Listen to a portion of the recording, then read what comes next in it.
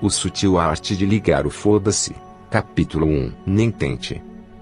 Charles Bukowski era alcoólatra, mulherengo, viciado em jogo, grosseirão, sovina, preguiçoso e, em seus piores dias, poeta.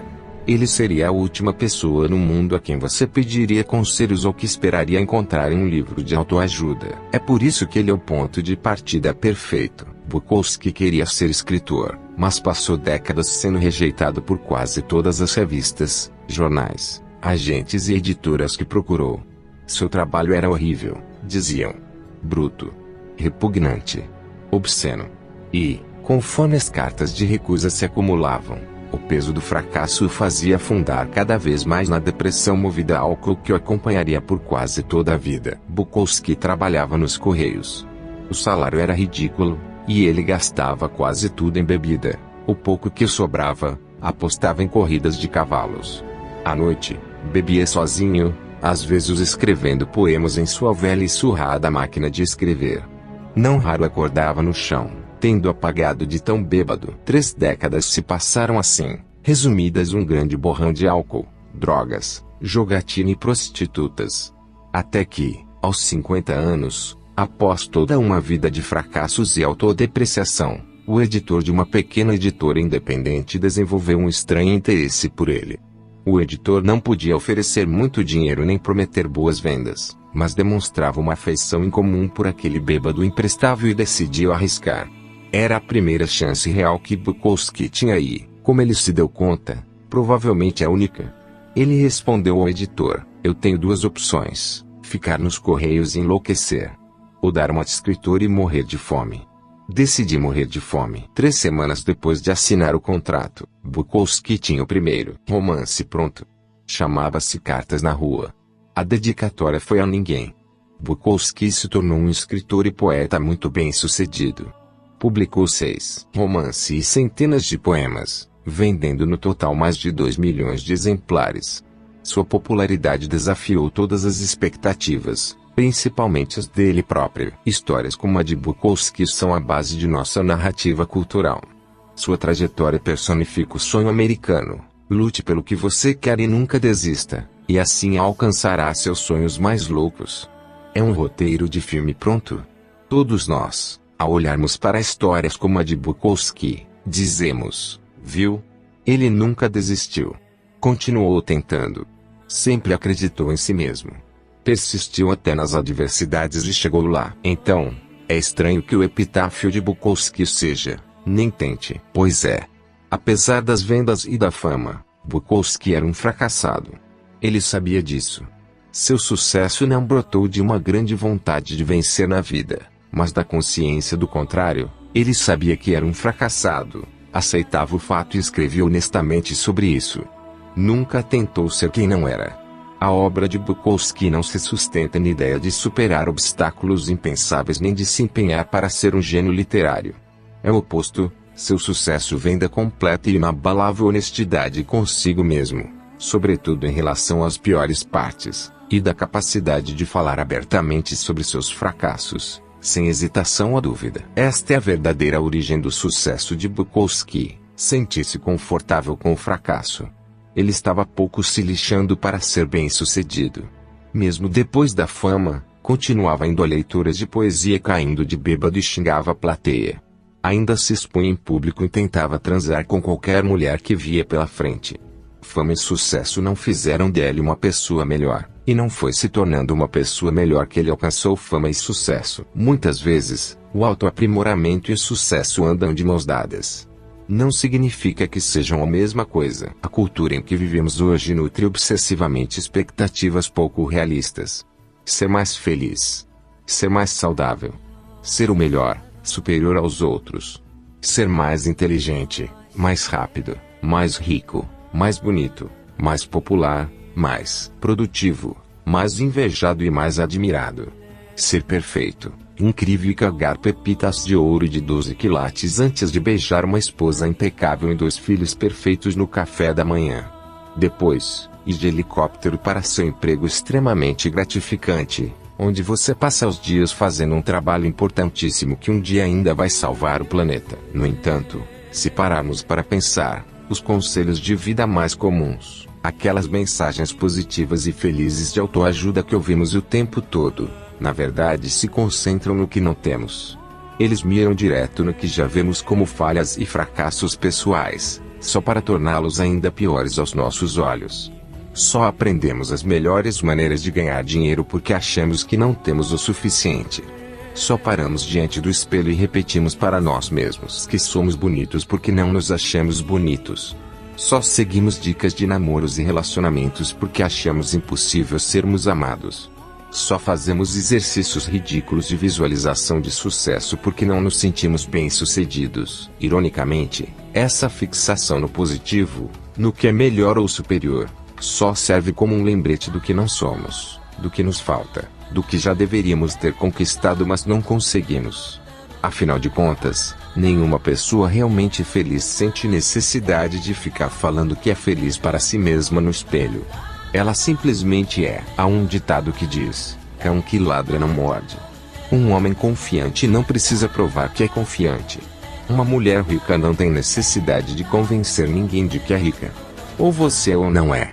E se você passa o tempo todo sonhando em ser alguma coisa, está inconscientemente reforçando a mesma realidade. Você não é aquilo. Todo mundo e todos os programas de TV querem nos convencer de que a felicidade depende de um emprego melhor, um carro mais potente, uma namorada mais bonita, uma jacuzzi, uma piscina para os filhos.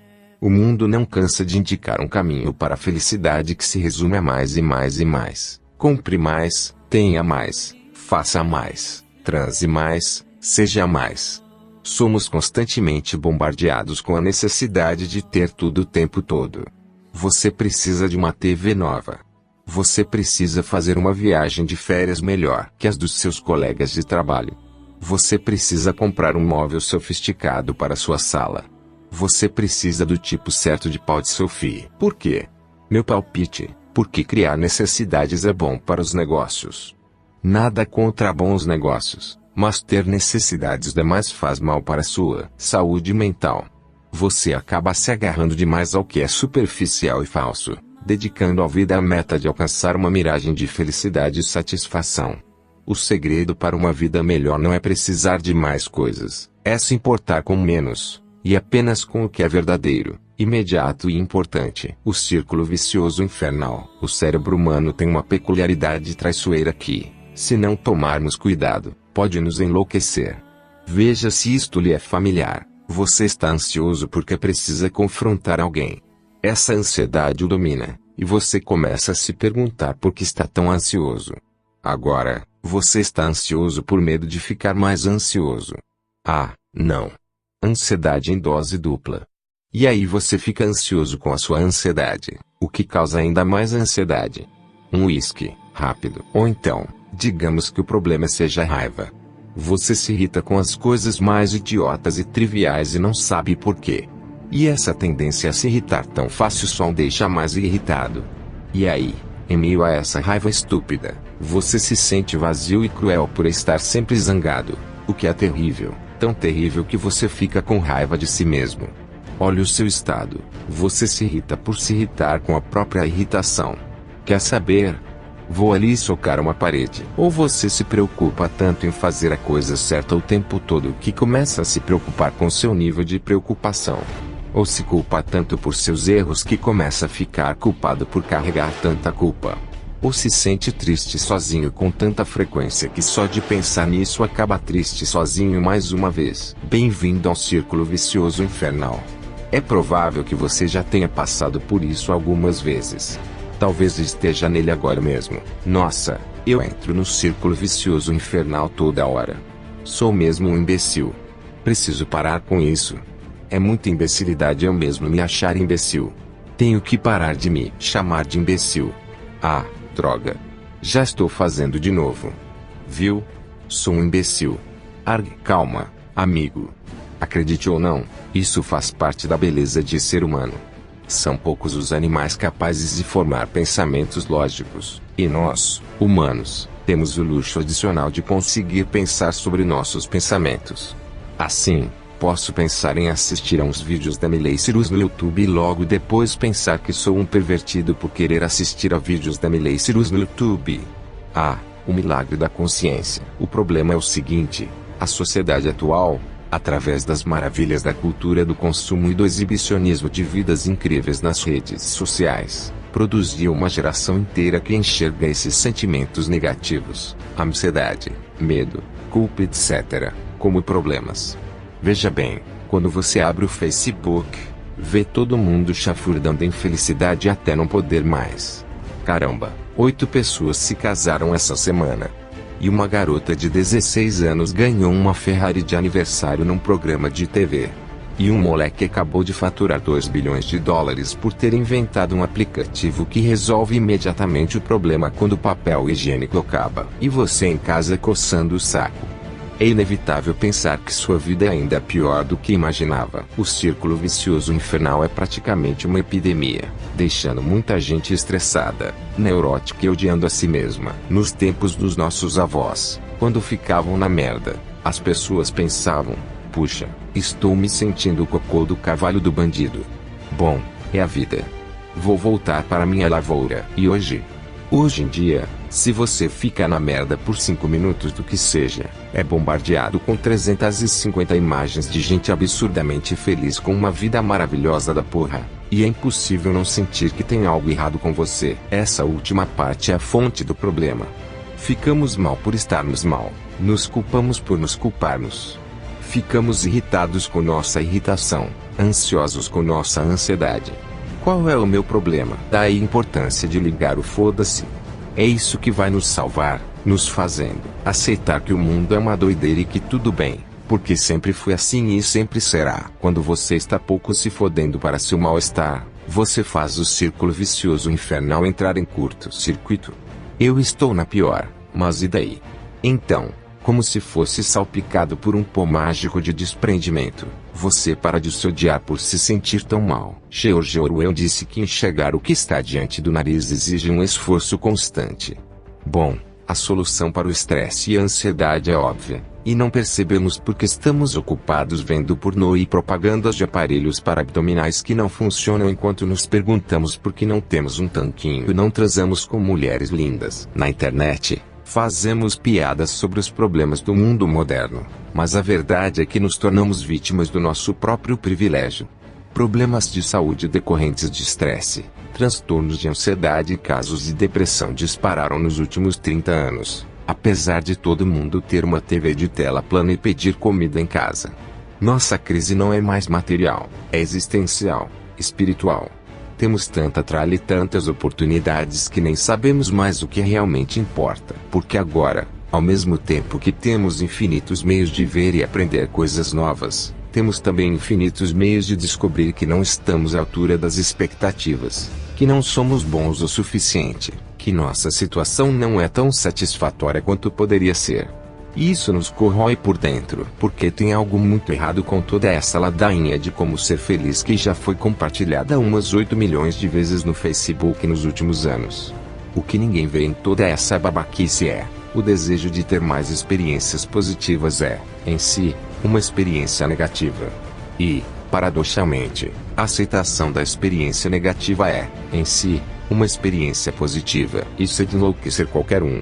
Então vou lhe dar 1 minuto para ler de novo e clarear seu cérebro. Desejar sentimentos positivos é um sentimento negativo, aceitar sentimentos negativos é um sentimento positivo.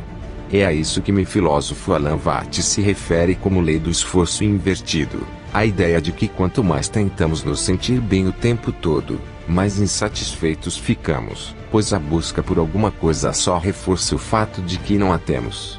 Quanto mais você se desespera para ser rico, mais pobre e indigno se sente, seja qual for sua renda. Quanto mais você se desespera para ser bonito e desejado, mais feio se considera, seja qual for sua aparência. Quanto mais você se desespera para ser feliz e amado, mais sozinho e aflito fica, não importa com quem esteja. Quanto mais espiritualizado quer ser, mais egocêntrico e superficial se torna no processo. Como na vez em que tomei ácido. Quanto mais eu andava em direção a uma casa, mais a casa se afastava. E, sim, usei minhas alucinações de LSD para fazer uma consideração filosófica sobre a felicidade. Foda-se. Como disse o existencialista Albert Camus, E tenho quase certeza de que ele não usava LSD. Você nunca será feliz se insistir em tentar descobrir o que é a felicidade. Você nunca viverá verdadeiramente se estiver procurando o sentido da vida. Em resumo, nem tente. Eu sei o que você está pensando, Mark.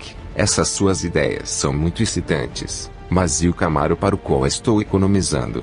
E toda a fome que passei para ficar em forma? Olha, aquela academia é a cara. E a casa de praia dos meus sonhos? Se eu ligar o foda-se para essas coisas, bem, nunca vou conseguir nada. Não é isso que eu quero. Que bom que você tocou nessa questão. Já percebeu que, às vezes, quando você se importa menos com alguma coisa, acaba se saindo melhor? Já notou que geralmente é a pessoa menos empenhada que acaba se dando bem? Já reparou que às vezes, quando você para de se importar tanto, tudo começa a entrar dos eixos? Porque isso acontece. O interessante sobre a lei do esforço invertido é que ela não tem esse nome à toa. Ligar o foda-se funciona ao contrário. Se buscar o positivo é negativo, então buscar o negativo gera o positivo. O sofrimento que você passa na academia lhe dá mais saúde e energia. Os erros que você comete no trabalho permitem que você compreenda melhor o que é preciso para ser bem-sucedido. Paradoxalmente, lidar abertamente com suas inseguranças torna você mais confiante e carismático. O incômodo de um confronto honesto é o que gera maior confiança e respeito. Enfrentar seus medos e suas ansiedades é o que vai fazer você criar coragem e perseverança. Sério, eu poderia falar disso por horas, mas acho que já deu para entender. Tudo que vale a pena na vida só é obtido ao superar o sentimento negativo associado a ele. Toda tentativa de escapar do negativo, de evitá-lo, suprimi-lo ou silenciá-lo sai pela culatra. Evitar o sofrimento é uma forma de sofrimento. Evitar dificuldades é uma dificuldade. Negar o fracasso é fracassar. Esconder o que é vergonhoso é, em si, causa de vergonha. O sofrimento é um fio inextricável que compõe o tecido da vida, e arrancá-lo não só é impossível como também é destrutivo. Tentar desmantela todo o resto. O esforço para evitar o sofrimento é dar atenção demais a ele. Em contrapartida, se você conseguir ligar o foda-se, torna-se imbatível. Eu mesmo já me importei com muitas coisas, mas também já liguei o foda-se para várias outras.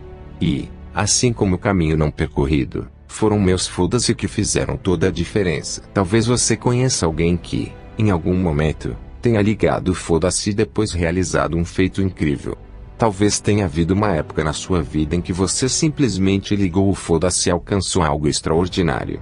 Por exemplo, me demitir do meu emprego na área de finanças depois de apenas 6 semanas para abrir uma empresa na internet e tem um lugar de honra no meu hall da fama do foda-se. O mesmo vale para a época em que decidi vender quase tudo que tinha e ir morar na América do Sul. As consequências? Foda-se. Fui lá e fiz. Esses momentos em que jogamos tudo para o alto são os mais decisivos na vida. As maiores guinadas na carreira, a decisão espontânea de largar a faculdade e formar uma banda de rock, a iniciativa de finalmente dar um pé na bunda daquele namorado parasita, ligar o foda-se a encarar os desafios mais assustadores e mais difíceis da vida e agir superficialmente. Ligar o foda-se pode até parecer simples, mas no fundo a história é outra. Quase todos passamos a vida em suplício por nos importarmos demais em situações que merecem o botão do foda-se. Perdemos tempo ruminando a grosseria do atendente em nos dar o troco em moedas. Ficamos loucos quando uma série de TV que acompanhamos é cancelada. Ficamos putos se ninguém no trabalho pergunta como foi o fim de semana justamente quando fizemos programas incríveis. Enquanto isso, o cartão de crédito estourou, nosso cachorro nos odeia e nosso filho está cheirando no banheiro. Mas mesmo assim estamos irritados com moedinhas e everybody loves Raymond. Presta atenção, você vai morrer um dia. Eu sei que é meio óbvio, mas só queria dar uma refrescada na sua memória. Você e todo mundo que você conhece estarão mortos em breve. E, no curto período entre o agora e o dia da sua morte, você só pode se importar com uma quantidade limitada de coisas. Bem poucas, na verdade. Se sair por aí se importando com tudo e todos sem critério algum, vai acabar se ferrando. Ligar o foda-se é uma arte sutil. Sei que esse conceito pode parecer ridículo e que eu talvez soe como um babaca, mas estou falando de aprender a direcionar e priorizar seus pensamentos de maneira efetiva. Escolher o que é importante e o que não é, com base em seus valores pessoais.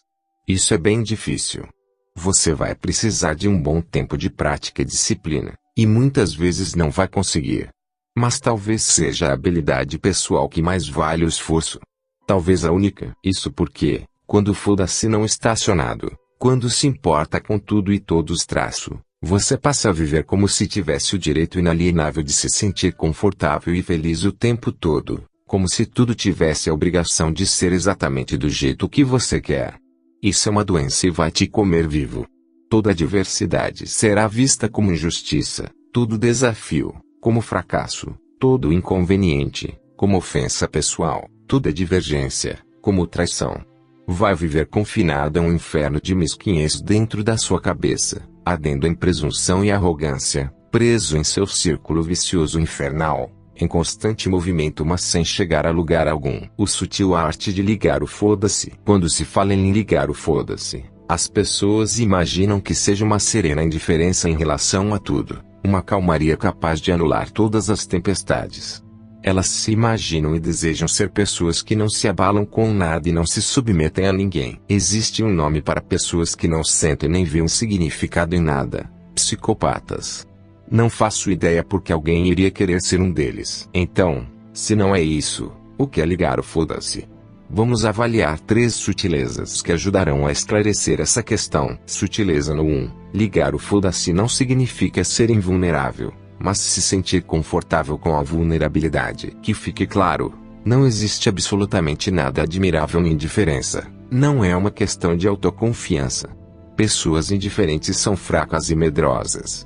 São parasitas preguiçosos ou trolls da internet. Na verdade, pessoas indiferentes cultivam a indiferença porque não sabem ligar o foda-se.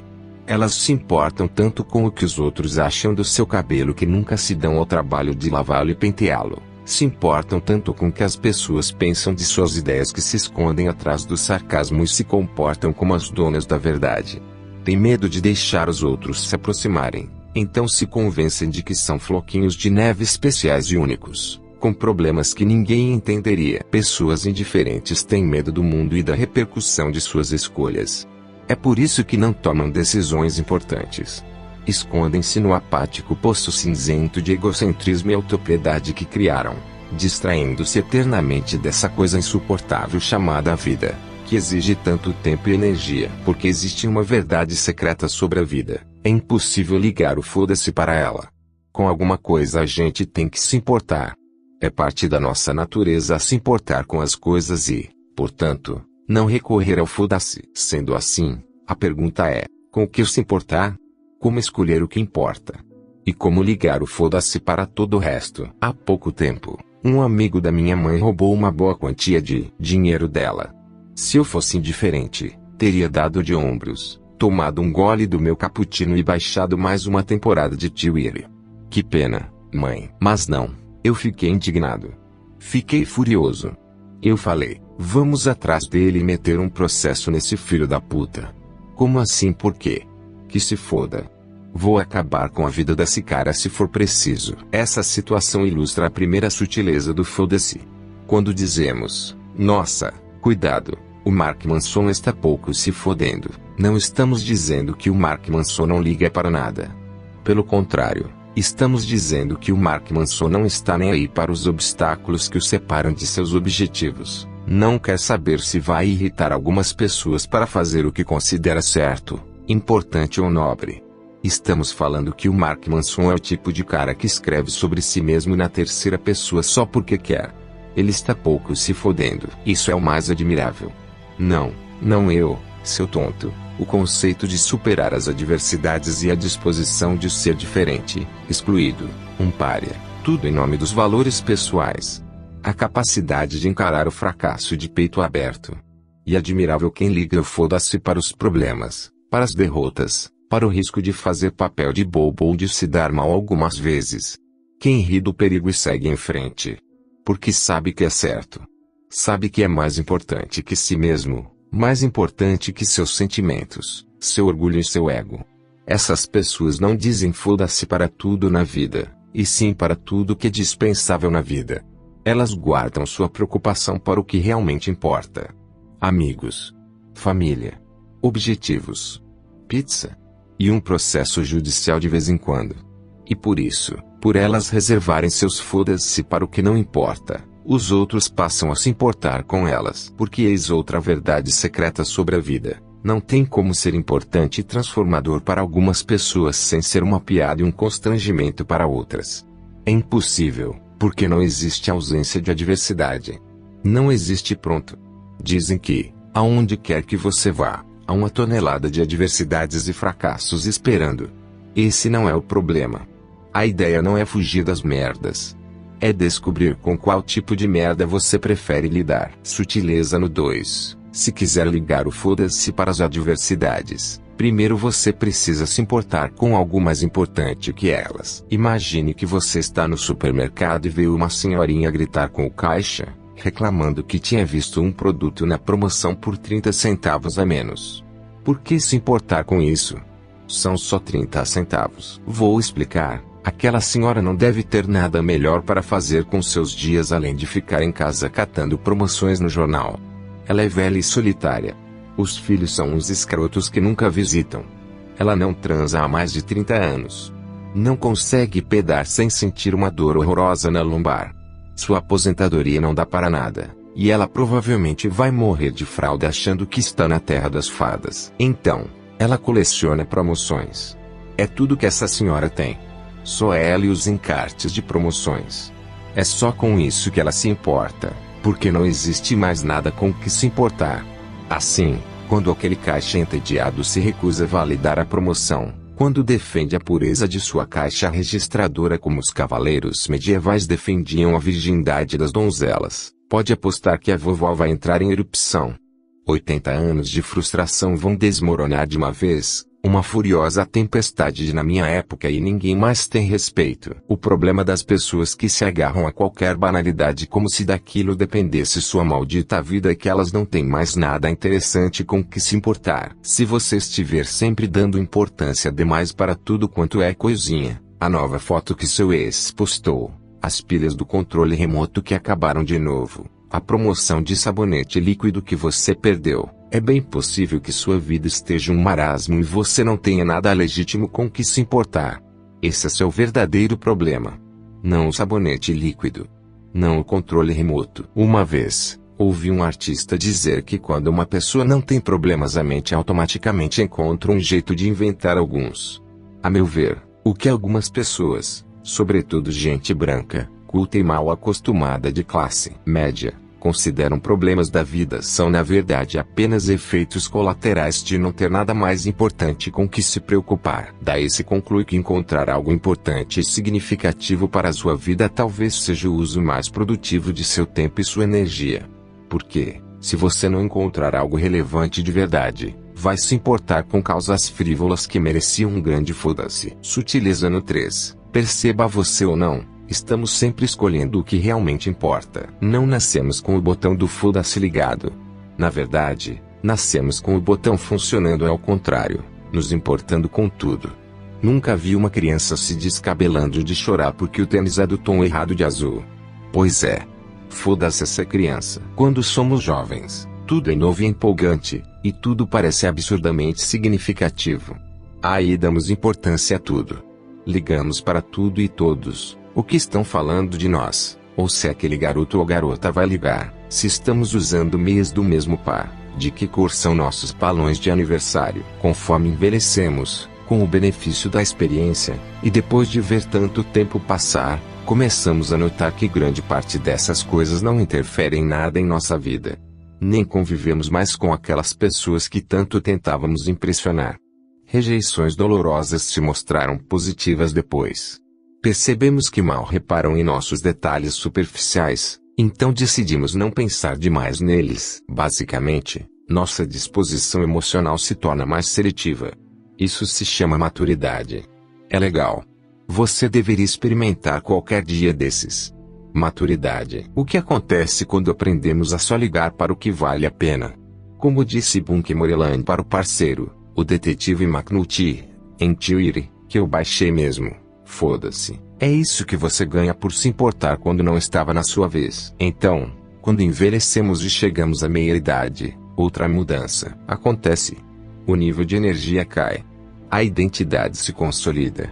Sabemos quem somos e nos aceitamos, mesmo o que não é lá muito bacana. E, por mais estranho que pareça, isso é libertador. Não precisamos mais nos importar com tudo. A vida é assim. E nós aceitamos, com defeitos e tudo. Percebemos que nunca vamos desenvolver a cura para o câncer. Nunca iremos à lua nem sairemos com a Jennifer Aniston. E tudo bem. Vida que segue. Passamos a reservar nossa preocupação cada vez mais escassa ao que realmente merece atenção: família, melhores amigos, pontuação no golfe. E, para nossa perplexidade, isso basta. Na verdade, ficamos felizes pra cacete depois dessa simplificação, e por um bom tempo. E começamos a pensar que talvez aquele bêbado maluco do Bukowski soubesse do que estava falando. Nem tente. Mas então, Mark, para que serve essa droga de livro? Afinal, este livro vai ajudar você a pensar um pouco mais claramente sobre o que elege como importante na sua vida e o que considera insignificante. Acredito que estamos enfrentando uma epidemia de cegueira psicológica que faz as pessoas não enxergarem que é normal as coisas darem errado de vez em quando. Sei que parece ser simplesmente preguiça intelectual, mas juro que é quase uma questão de vida ou morte. Porque, quando acreditamos que nada deveria dar errado, inconscientemente começamos a nos culpar. Começamos a desconfiar que tem alguma coisa errada com a gente, o que nos leva a todo tipo de absurdo na tentativa de reverter isso, como comprar 40 pares de sapatos, tomar calmante com vodka numa noite de terça-feira ou atirar num ônibus escolar cheio de criancinhas. Essa crença de que não conseguir uma coisa ou outra é um problema acaba alimentando o crescente círculo vicioso infernal que ameaça dominar nossa cultura. A ideia de ligar o foda-se é um jeito simples de reorientar nossas expectativas e descobrir o que é ou não importante na vida. Quando desenvolvemos essa habilidade, experimentamos o que considero uma espécie de iluminação prática. Não aquela iluminação babaca e idealista do êxtase eterno e do fim de toda dor. Eu vejo a iluminação prática como a possibilidade de se sentir confortável com a ideia de que um pouco de sofrimento é sempre inevitável. Que, por mais que nos esforcemos, a vida é feita de fracassos, perdas, arrependimentos e até morte. Quando você passa a se sentir confortável com toda a merda que a vida joga na sua cara, e ainda vai rolar muita merda, pode acreditar, você se torna invencível, num sentido levemente, bem levemente, espiritual. Afinal de contas, o único jeito de superar a dor é aprender a suportá-la. Este livro está pouco se fodendo para o alívio dos seus problemas ou da sua dor, e é exatamente por isso que você vai perceber que o que está escrito aqui é verdade. Este livro não é um guia para a grandeza, não poderia ser, porque a grandeza é apenas uma ilusão criada pela nossa mente, um destino fictício que nos obrigamos a buscar, nossa Atlântida psicológica. Esse método vai transformar sua dor numa ferramenta, seu trauma, em poder, seus problemas, em problemas ligeiramente menores. Isso já é alguma coisa. Pense neste livro como um guia para o sofrimento, que ensina a sofrer da melhor forma, com mais significado, mais compaixão e mais humildade. A ideia que você tenha uma vida mais leve apesar dos fardos que carrega, que conviva melhor com seus maiores medos e ria das lágrimas enquanto chora. Este livro não vai ensiná-lo a subir na vida ou alcançar seus objetivos, e sim a errar e perder sem se destruir por isso. Vai ensiná-lo a fazer um inventário de sua vida, identificar os itens mais importantes e então eliminar todo o resto. Vai ensiná-lo a fechar os olhos e confiar que é possível escorregar e não sofrer nada grave. Vai ensiná-lo a direcionar sua atenção para evitar desperdiçá-la. Vai ensiná-lo a nem tentar,